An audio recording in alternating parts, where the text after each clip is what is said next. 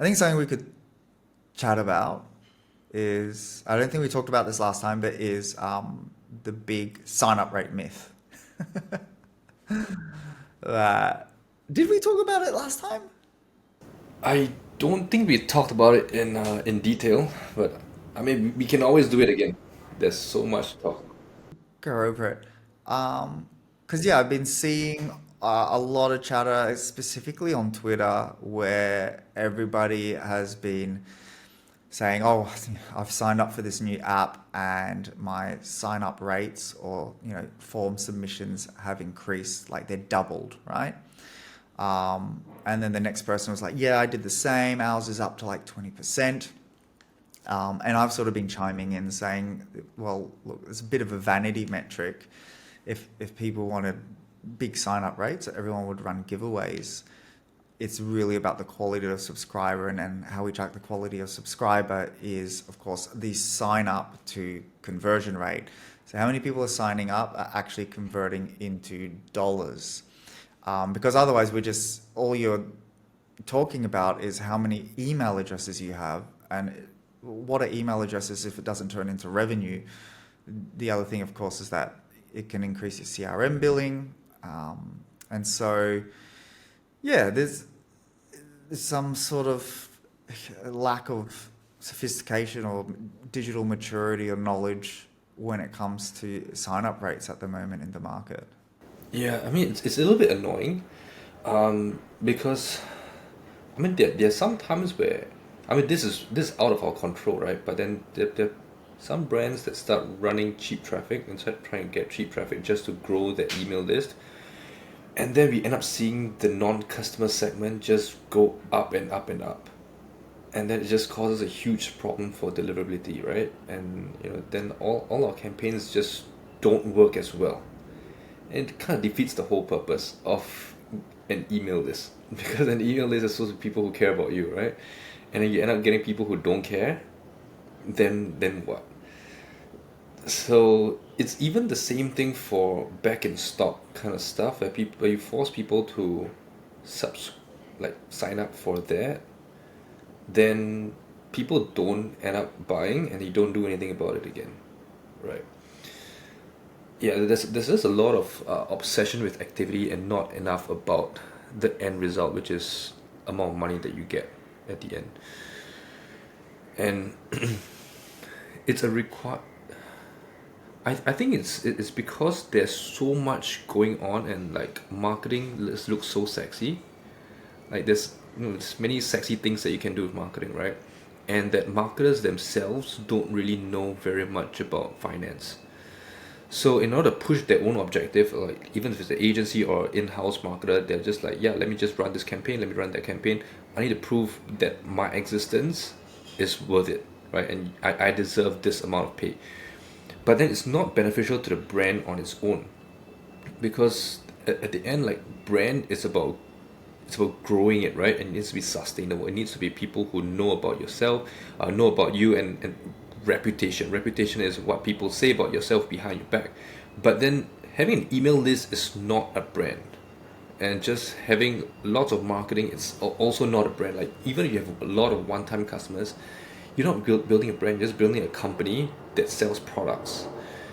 And real brand is when customers can actually talk about you, and that happens when you get your product in their hands. Which goes back to our conversation the last time, right? And we keep talking about the same thing over and over again. The fundamental part about how any brand grows is that the product is amazing and customers are willingly talking about it. So that's why like Apple can do like zero marketing, or so people say, right? Or like Tesla can do zero marketing. It's just okay, maybe not. Like I fucked up on the Apple one. Apple does a lot of marketing.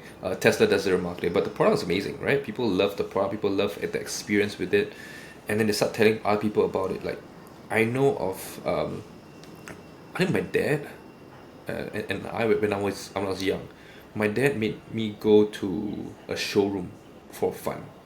I think it was like a Porsche showroom or something, and they just let him test drive it, and then uh, he didn't want to buy, like at all. He just told the salesman, he's just like, yeah, I'm just here to look at the car, and I just want to sit in a car because I would never buy it. And the guy's like, yeah, no worries, let's just do it. And then I sat in the back, and then he was in the front, and then he got to drive, right? And the guy just said, yeah, test it, right? And then like my dad was like, oh, okay, let's go on the road. But then he's like, no, you're not doing it right. Like you got to floor it. And then my dad was like, are you sure? Like, it's like, but then that is that kind of experience that makes him talk about the brand. Because like, wow, like I've never been able to do this in my life. I will never be able to do this. Probably I would, even if I had my own car, I wouldn't do this, right? But then now it's something that people are willingly talking about. And that comes back to the product. Like, even if you did a shit ton of marketing, no one's gonna talk about your product the same way as if someone to experience it. So you need to get a product in a person's hands. Like, even if it's a sample is better than nothing. And that's one of the things that I always like to encourage clients to do. Like, if let's say you're launching a new product, right? You don't just do a product teaser. Don't just talk about the product. Don't just keep sending a bunch of campaigns telling people, what the product can, what the R&D behind it, what the product can do, what you can expect. Yeah, those are all important things that you should be talking about. But what if you could just seed the product early? Get people excited about it because they can try it, like a trial pack. So one of the things that I did with a past client, they were launching a sunscreen. They are a skin whitening supplement company. So for skin whitening, one of the biggest parts about why people get skin pigmentation and stuff like that is just like UV, right? So if UV is the main thing, then they were just trying to solve for UV protection, which was sunscreen. So with that, we just had we did sachets, like small sachets of one-time use sunscreen, and then we just send that out with every single order. Nothing else. And then once in a while we just had a campaign and say, hey, you've probably received this and you might be wondering what this is. It's a new product that's coming. Full stop. There's no link to any page. There's no nothing, right? It's just there. And then maybe about 2 months before the product actually launched, and then we started putting cards inside the product that said like, oh, this is the new one that's coming out. If you want to do some pre-orders, click the link over here or scan this QR code, right? And they scanned it and it went to the landing page, and they could register their interest early on or pre-order. So if they're pre-ordering, that's cash that's cash for the company first before releasing the product, right? So that's great. And then when the product launched, we did like, I think the first campaign that we sent out for the launch for 14,000 segment, I think we had like a 20+% place order rate, which was phenomenal for a launch, right? So it's a similar concept, right? There's when it comes back to the opt-in rates and stuff like that, like people can opt in, but people might not still want to buy because they don't know what it is that you actually do. And just because you tell them doesn't mean anything. Just because you say, oh, customers are saying this about us, doesn't mean anything, because no one, the biggest obstacle for people is not that they don't trust you as a brand. It's because they don't trust that they themselves can get the results. They don't trust themselves. So you need to allay their fears and say that, hey, it's not your problem, right? It's actually this other problem. And then here is something that's a low risk and low commitment thing for you to try. And then if you don't see results, cool, we gave it to you for free. There's nothing down. No risk, right? And if you do see results, then all right, cool. Like, we have this. You want to buy it? You don't want to buy it? Awesome. Right? You nothing to lose. But there's everything to gain. So that's the same kind of mentality that we kind of need to do for all types of marketing. Like, it needs just to be value in advance, and we need to think about how close we can get to revenue at the end. All other metrics it's just complicated. It's just like when you do B2B, right?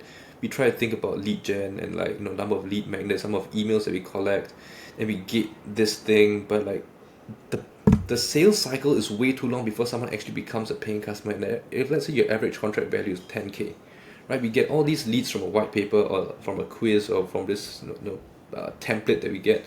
They need to go through so many different stages, and the drop off is insane.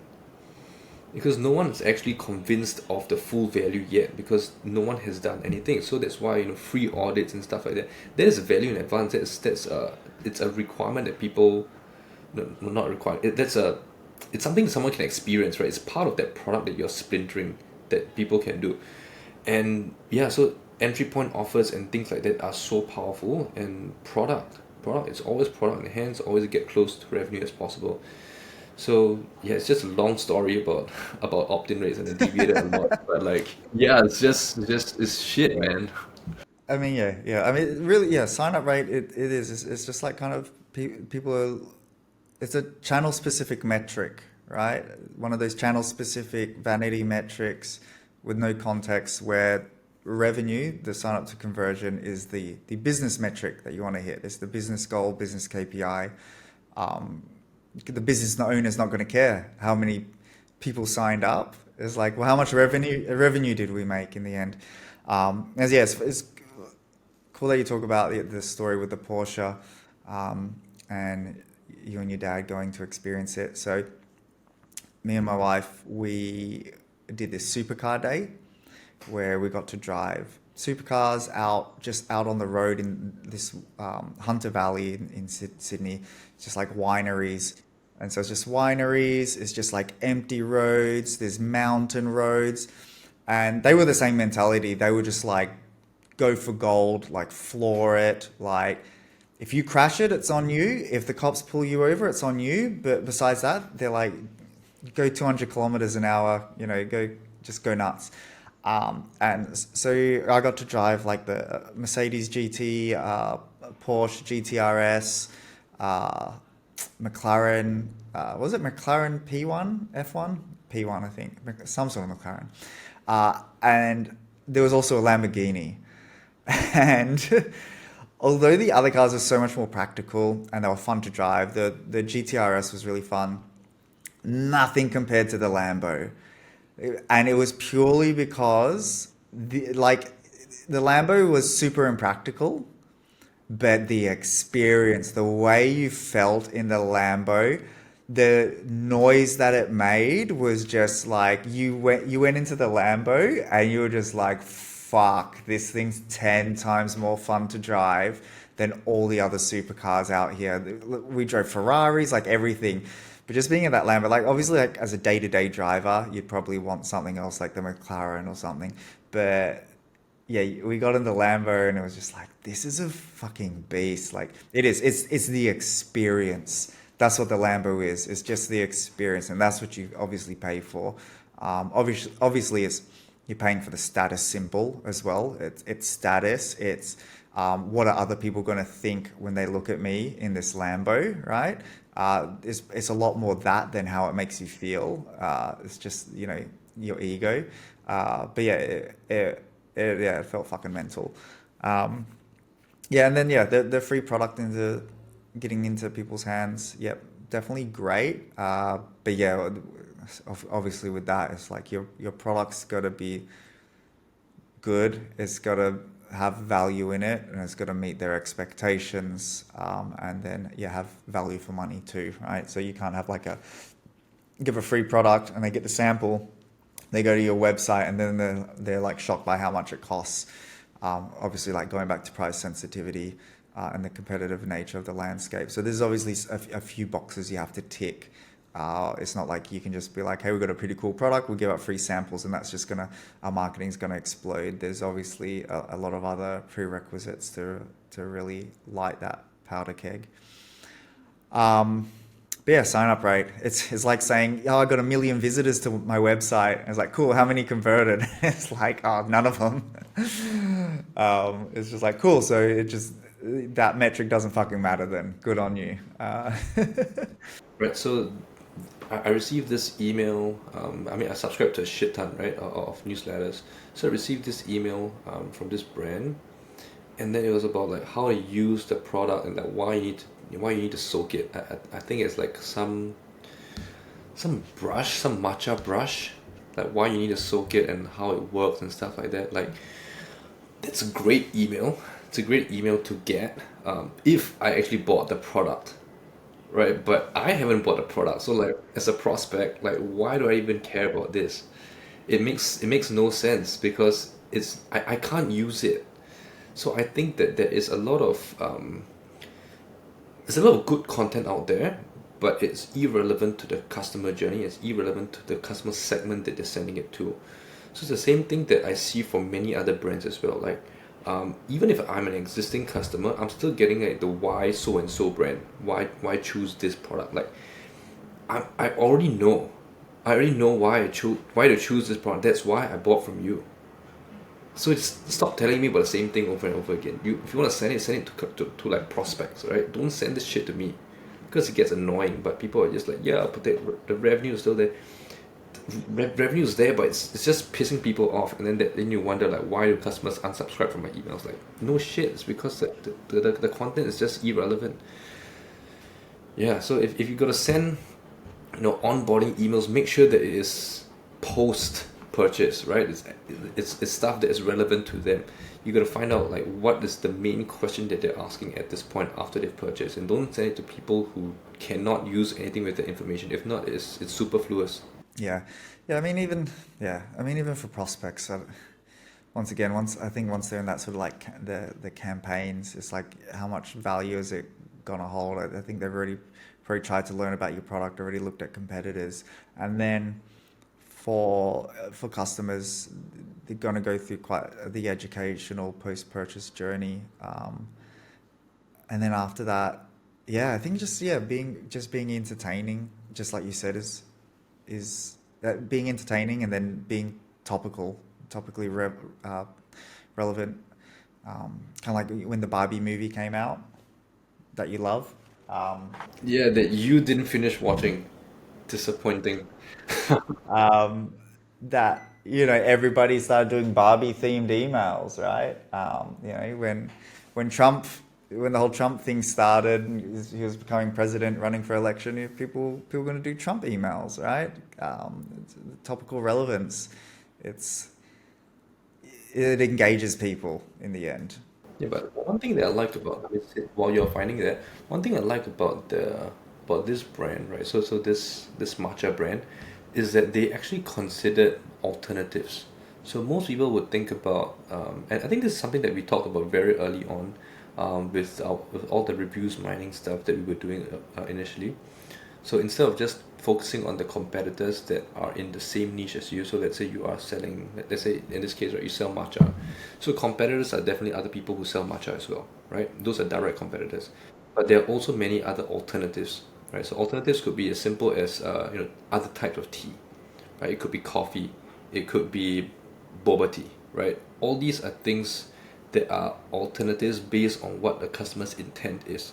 So if let's say someone just wants a drink because they're greedy, or then someone just wants a drink because it's sweet, right? It's a very different intent for someone who needs a caffeine boost, right? They need the energy. So let's say if let's say they want a caffeine spike, right? Coffee can do it, but coffee only lasts like what, 1 2 hours after that before it crashes, right? But then if you have something like matcha with with a special formulation, you can go up to like 5 6 hours with an energy boost. So this is a type of messaging that you will need.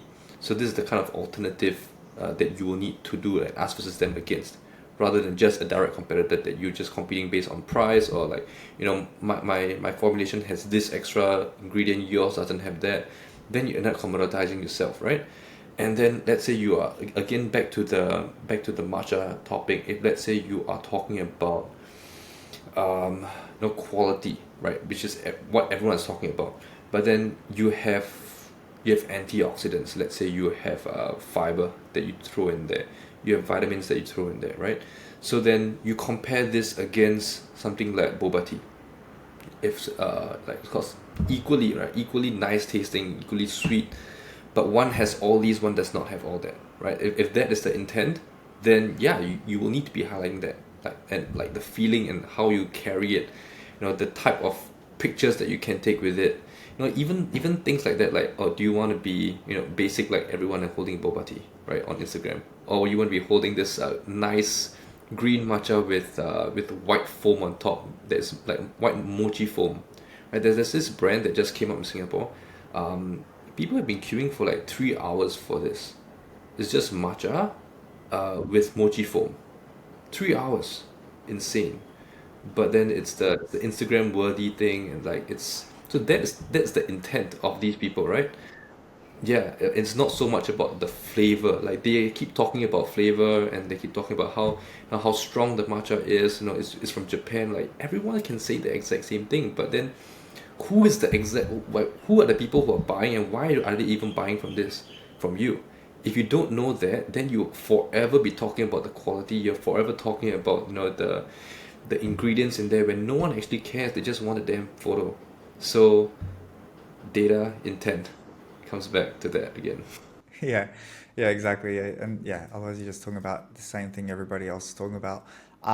But talking about data, I think this is probably like something good to chat about. Is post-purchase surveys versus collecting data in the pop-up, right? Post-purchase survey being post-intent, 80% will never come back after they use the product. I saw somebody, I won't mention their name, but they posted post-purchase surveys can help with much more than just attribution. Here's how we generate new ad concepts and insights for our clients. So what did they ask? They asked, I think, their first question I think is pretty silly. Why did you purchase from us? Way too open-ended.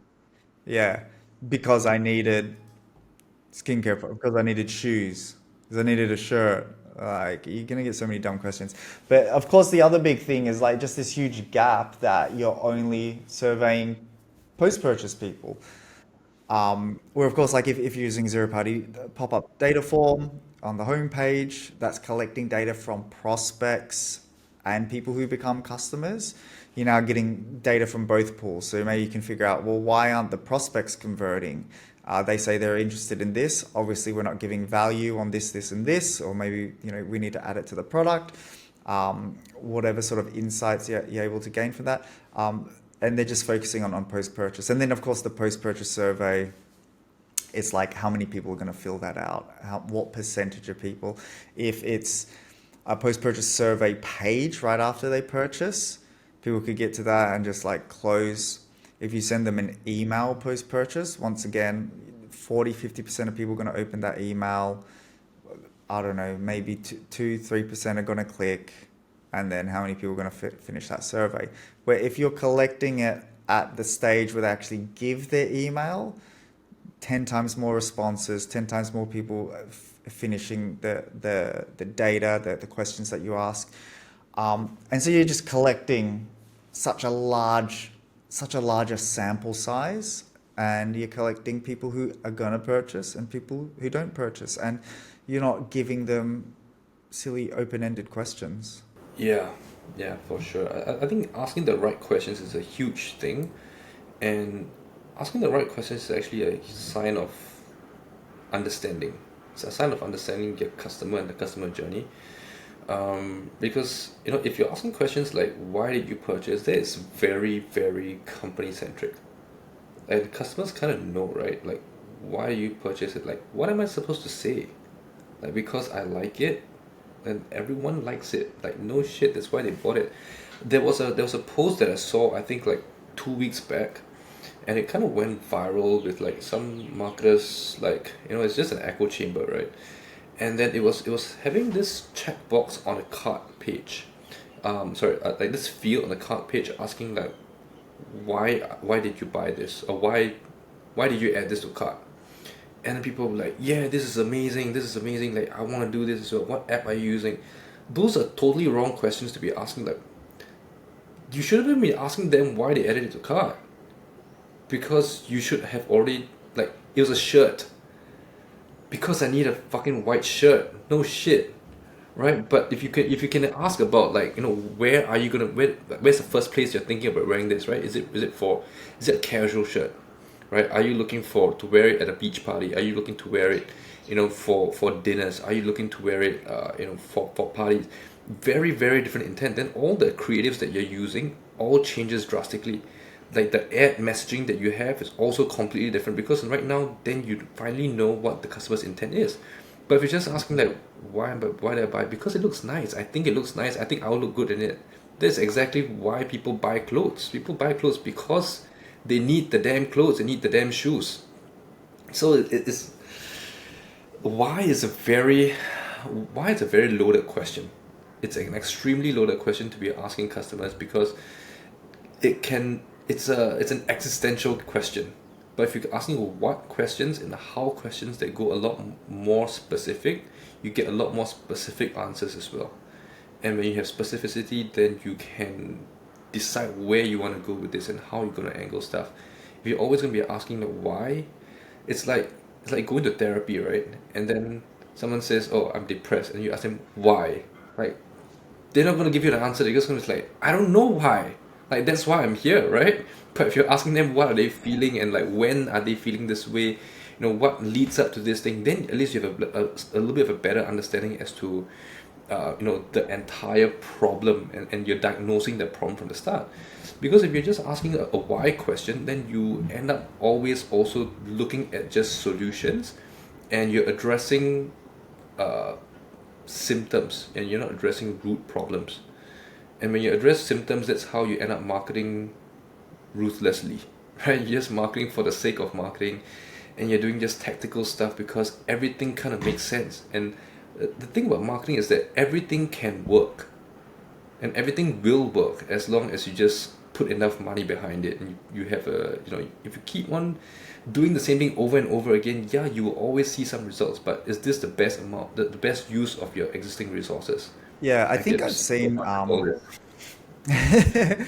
I think I've seen, I'm not sure if it's the same post or like guy, but I think I posted about collecting zero party data on the pop-up, and this guy piped up in my comments saying, "Oh, he was like, that's silly. You should do it when they're adding to cart." And he's like, "I'm creating an app that's going to collect data when they add to cart."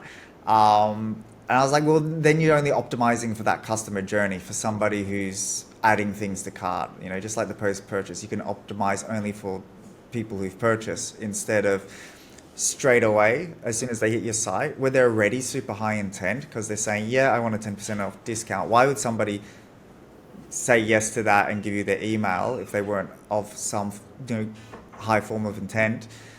And then, yeah, this way you're able to optimize for prospects. You can optimize for customers, and then you can optimize for people who are adding to cart if you even just have multiple pop-ups, right? You have the pop-up on the homepage, you have a pop-up when people are viewing and browsing the product page, and then you can have a pop-up when they are adding to cart. So you have like multiple pop-ups at multiple places of the customer journey collecting information depending on where they are in the customer journey, instead of these people who are just like looking more bottom of the funnel, which just doesn't give you a full picture of who your audience is. Is only they're only looking at like a very small fragment of their audience. I remember this guy actually. I remember seeing that thing somewhere. And there are a lot of apps that exist out there that have that boast performance based on this super high intent stuff. And then they're like, oh yeah, because they're doing the add to cart, right? So obviously people already have high intent, and the rate of conversion is much higher. And they say, yeah, our pop-ups can do like 30%, but it's not going to be across the board. And I think that is it's false advertising. um, but then people just get away with it, and there's no proper documentation as to why, like who said, right? You don't have proof that this was done then. And yeah, it's just a lot of merchants get sucked into this, and it's not their fault. It's actually the fault of SaaS providers, and the fault of agencies.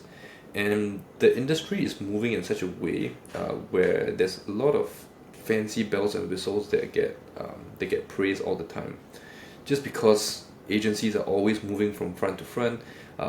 SaaS platforms are always like dying and reviving again, and then just changing the angles, and then everyone just gets confused, right? Then it becomes like a bright shiny object syndrome. So yeah, it's I once heard about this concept called half-built bridges. Have you heard of it? Half-built bridges. So like, if let's say you're on one side of a cliff and then you have a pot of gold on the other side of the cliff, right? So you want to go to this pot of gold, obviously, but then how are you going to get there? So then you can build a bridge across, but then most people just build a bridge halfway and they're like, yeah, this takes too long. Let me build another bridge, and then build another bridge, and build another bridge, and they keep building half-built bridges, but they never actually go all the way into the other side. And one of the things that prevents them from going all the way to the other side is because they get, obviously one is that they get distracted and they start hearing things like, oh, maybe that one might be better, but it's also because they're actually just guessing, and there is no certainty of outcome for them. And when you are guessing based on pure just numbers, like, oh, someone said that you can get this, right? Then uh, you don't really, yeah, there's no real data behind it, like, because it's just an educated guess. It's what you think would get you there, but then it's not what customers are telling you is actually getting you there. And I don't really know what I'm talking about right now, but it's just that it's just I just wanted to say about the half built bridges thing, and yeah, it's just really annoying about the guessing part, because everyone's just like, yeah, based on best practices, right? And then like some of our clients do this, like some of our other clients do that, but some of your, just because your clients in other industries are performing a certain way doesn't mean it's going to affect your specific audience type, in your specific demographic, at your specific growth rate for this specific product. Yeah, exactly. Yeah, it's funny. Yeah, just chatting about the SaaS products, like Shopify third-party apps and all that sort of stuff. Because yeah, we had a call the other day with a certain app, and they have their pitch deck and everything. I think I mentioned this in one of the Slack channels, and they were ca- they were calling their results incremental lift. Um, and then they were showing it on the deck and everything, and I was like, wait. How do you know this is incremental lift? Like, how did you measure it? Did you measure it against other people, like who didn't see it? And then what did this group do? Like a holdout test, and the people who did see it, and then you put them through your marketing. Like, how do you know that it actually caused like incrementality? Um, and they was I mean, whatever. The guy was probably not, some genius data analytics marketer. He's just a guy. He's a sales guy promoting the app, right? And he's like, yeah, you're talking about incrementality. He's like, yeah. And he's like, yeah. So they did this and they went through our flows, and look, the flows made this much money, so it's this much incremental lift. And it was just like, no, that's just, you just have some flows, and then Klaviyo is saying this is the attributed revenue to the flows, and then you're calling that incremental revenue, and I'm like, well, that means, if a brand that we're working with, if we're making them 500,000 a month through a Klaviyo attributed revenue, we're not going to go around saying, "Hey, that's 500K incremental revenue." Like, that's, it was crazy, and I was like, these are totally two different things.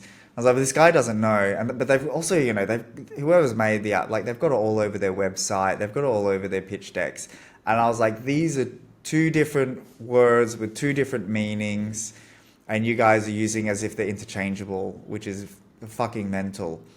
Um, yeah, it was a really big turn off for me seeing that. But I think a lot of apps do it. They, like, you see it with, I don't want to mention, certain apps, but there's like customer service chat apps, there's repurchase apps, there's subscription apps, and they all go, oh, we added, this percentage more, the ROI was this, and it's, sorry to say, it's all a bunch of poo poo. Um, which is, for us as an agency, I've tried to be very selective on who we recommend. Because you'll see a lot of email agencies and a lot of like, especially when it comes to Shopify dev agencies. And I understand why they're doing it. They're doing it because they want to keep their tech partners happy. They're doing it because they want, referral commissions and leads from their tech partners because their tech partners have like marketing also. And from a business standpoint, yeah, 100% agree with that. Like everyone's got to get paid, everyone's got to make money, everyone's got to put food on the table.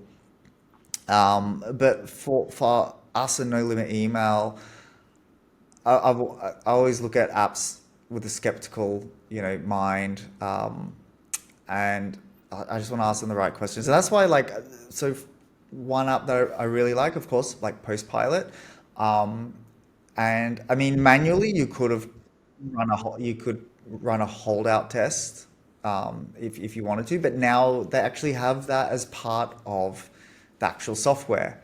It's like, all right, we'll send direct mail, and we have a holdout test. There's two cohorts, two groups. One gets direct mail, one gets nothing, and let's see if there's incremental lift or if people who got the postcards were just going to purchase anyway, and both groups actually end up making the same revenue, the same purchasing behavior, or not, which makes complete sense because then it's not bullshit data. So really, I really like Postpilot. There's some other apps that you know I'd I, I probably want to take out of our partner list, and there's certain ones where I'm like, cool, I'm happy for the team to push them, because it's what is it? There's a bit of like honesty. There's some morals there, right? Yeah, yeah. I was just speaking to another partner, and they were saying, yeah, like everyone loves Mike, and I was like, not everyone loves Mike. I would normally say that everyone loves Mike, but then like Who stupid said people that? don't love Mike. Sorry, Did someone say that? as in like everyone loves Mike. Oh, everyone loves money. At least said everyone loves Mike, and I was like, Yeah, what? yeah, yeah. No, no, I was saying that everyone loves Mike, and I always tell people like it's impossible to hate Mike because like he's such a nice guy and like his vibes are just so good, and it's impossible. But then like after you talk to me about this app, and then I was just like, yeah, maybe that guy hates you now. Yeah, well, that's it. Yeah. Cool. You got to tell me who said that later. Um, yeah, yeah, that's it, man. Like it's marketing. It's a big circle jerk, all right? So you expect it. It's just like we're marketers. What's our main goal? Make money. Not just for our clients, but for ourselves. But you at least you try and do it with some dignity. Do it with some, yeah. I think that was one of my biggest gripes when we started pushing that one app like early on. Remember? Ah, okay, okay, yeah, yeah, And then I was like, yeah. yeah, I was just thinking about it like, dude, the only reason why the app was winning and why they could claim all the credit that they were claiming is because customers weren't doing a certain action. They weren't claiming it because you're banking on the fact that they were too lazy. And I mean, that is not that is not because you are good. That's because you are playing on like humans, right? Human psychology and the laziness of people. Yeah, and like it's not the concept that works. And then whenever I saw agencies like, yo, like this is the best thing ever, like, dude, do you all not see it? Like, it's insane. Because like all if that's all that you're banking on, then it also means that you have a shit ton of unhappy customers, right? Because they are obviously expecting something else. And when they do realize that, oh yeah, I forgot to do it, then it's too late for them. And then you're like, oh yeah, because of this and this law and this clause, you cannot claim it anymore. And then as a company, you're like, yeah, I made this amount of profit. Like, no, you didn't. You just pissed a bunch of customers off. And these one-time customers could have become like repeat customers, but because of poor experience, and you're just greedy for this bottom line profit that this certain app promised you, and you're doing all this unethical stuff, like that's not the way to run a business, and that's not how you grow a brand, because this is not what a brand really is.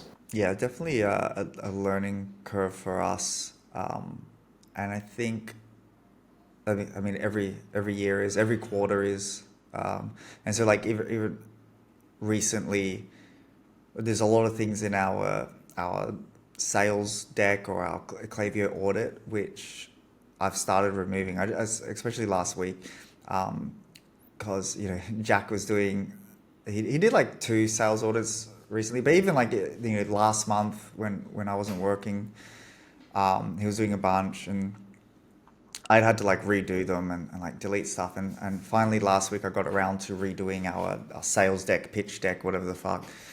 Um, and he was still putting in some things in there, which I was like, why are you putting those in there? Like I'm assuming I was like, you should know we don't believe in that stuff anymore, or we don't do that stuff, right? So it would be like he put the do the, and then I'd be like, and I'm like, no, no, no, no, like fucking delete that. Or he'd do the even like the two-step opt-in thing. Are you interested in this? Yes or no. He'd like use that as like, trying to tell a brand we should do this. And I've just been going through and I've been leaving Loom videos and like setting certain slides to hide. And I'm like, look, we don't believe in that anymore. We've learned that it's bullshit. We learned that it doesn't actually bring value. Like we once thought like, cool, sign up rate increases when we was, you know, still thinking, great, we want sign up rates. And then we learn and realize, we get more knowledgeable. We go, oh, wait, that's not the be all end all. That it is a vanity metric, and it's like, so this sort of stuff doesn't matter. Uh, Going hard on telling brands about the life cycle segments, like your prospects, first time customers, active customers, lapsed customers. We've got to build all these out, and we've got to send campaigns to all these different segments every month, and blah blah blah. And that's another one that I've taken out of the deck, and I've changed everything, our message and setting the expectations, and just being more, because we're trying to be consultative on these calls and give people the right advice. So now I'm just saying, look, we stay broad, and then we do this, and then maybe send it to a prospect, once a month where it's got a good deal. Um, don't go crazy trying to send to multiple segments and different messaging and different emails. You're going to over resource your team or our team. You're going to pay for activities that you know they're not big levers. They're not going to bring big results. And so yeah, there's this. I've just done like a big cleanup of what we say and what we teach in the sales process also, because yeah, a bunch of it's I don't believe in anymore. Yeah, I think that's one of the things that I really like about working with NLE, because like we learn shit, right? There are not many other agencies that you can work with or you can work in that you actually learn stuff, because there's not much of opportunity to test. And I mean it's both ways, right? It's because like I mean you yourself, you are very open to testing, you're very open to learning new things, and the clients that we get are also quite cooperative in that sense, right? They allow us to test, and they don't mind us failing on some things. I think there are a lot of other places where marketers do test so that they can prove themselves right, which is the whole concept of like the whole CRO debate, right? Like, are you doing A/B tests so that you can win, or are you doing A/B tests so that you can learn? And sometimes, like, yes, we want to prove that we like what our recommendation is, was right, and we want to prove ourselves that we are smart and stuff like that. But is it actually something that you can use eventually, right? If you're not able to improve on yourself as a skill, and you're not able to like, apply that to other brands, then essentially what we're doing is we're actually stupid, right? Because we are going backwards and we're staying the same. um yeah, I was just listening to this whole thing on like Chris Williamson and Alex Hormozy. They had a podcast together, like 23, like it was like a 3 hour long podcast. I just like worked and listened to that. And then he was talking about learning, and like the learning is about the rate of improvement actually. And if you're not doing anything else after that, you're not doing anything that is actionable that you can apply in the future, then you didn't learn anything. Like you just remain the same. And I thought that like I mean it's when you listen to it, you're just like, oh, yeah, like it makes sense. It's such a simple concept, right? But then, somehow when we listen to these things, it makes sense to us and we agree. But when we actually start marketing, we forget all of it. It's just like as a customer, when we go to website, we kind of feel irritated, right? Like, why is the experience so bad? Like, why is the navigation so terrible? But when, yeah, if you're building websites, you're like, yeah, let's do it. Just do it this way because it's always been done this way. Or emails, like when you see the email, like you just think, oh yeah, it's supposed to be in this way. And it's one of the biggest reasons why I actually find it very irritating whenever I see marketers break down welcome emails. There's this one marketer who does it like every other day or something like that. He's like, I break down this brand's welcome email, and if you look at it right, every single post that he does is different because every single brand welcomes differently. So then, what are you talking about with this whole template and framework thing? Because it's completely different every single time, and then he breaks it down and he gets like 200 plus likes and like a shit ton of shares. But what's the point? What's the point of doing all these breakdowns of like what 10 welcome flow emails when it's not applicable to anything else? Then right now you just have like 200 templates, right? And like what does 200 templates do for you? You're just confused right now. That's what You, it gets him. It gets him exposure and audience. But yeah, it's like basically you're just posting different welcome flow emails. What are you telling us that there's no right way to do a welcome flow email in the end? Yeah, yeah. I think rate of failure is the best way to do things. Fail forward, fail fast, right? Yeah, fail forward is the way to do it. Um, and like, yeah, because look, when I started email marketing, I was just like revenue attributed to email. I was like, that's the North Star. That is all that matters. I was like, this is the holy gospel, right? It's the only truth. And then I don't know, maybe 6 8 months into it, I was like, wait, this isn't everything. And then I started to learn about customer value optimization. I was like, okay, there's another side to this whole thing. And I started to look at that, and I was like, this is the golden goose. And then I was like, and then that sort of led more into like LTV, and then okay, let's try and influence LTV. These are the different ways we can influence LTV. And then it's like, oh, are we influencing LTV, or are we sometimes just bringing LTV forward, but still LTV stays the same over like a year or whatever. Um, yeah, and then it's like, okay, well, we got to increase short-term cash flow. And then, all these things and all these different chapters and phases I've gone through where, the thoughts around retention and how everything works. And it's like forever evolving. And then we go, okay, no, I'm wrong about this. Happy to say I'm wrong about it. Let's move in a better direction. You know, about what's right.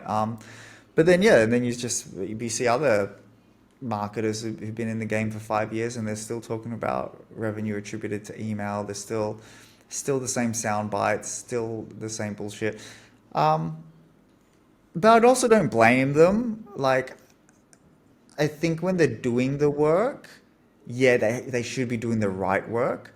But when they're saying things on social media, I know us as marketers, when we look at it, we're like, no, you're wrong, you're an idiot. But I also don't blame them because I think the awareness and sophistication level of the audience that we're trying to target is typically low. And what does hook them, what draws their eye, is seeing things like, whoa, 40% of revenue attributed from email. I get a lot of brands come to me and I'm like, what are your goals? What are your KPIs? They're like, well, we're doing 30% of revenue from email. I want to do 40%, right? And so I know that's what hooks them in if they're on social media or something. But obviously, I think it's our responsibility to, you might hear this, is like sell them on what they want, but give them what they need, right? So sure, we can do that. Fantastic. 40% of revenue, you want it? Let's do it.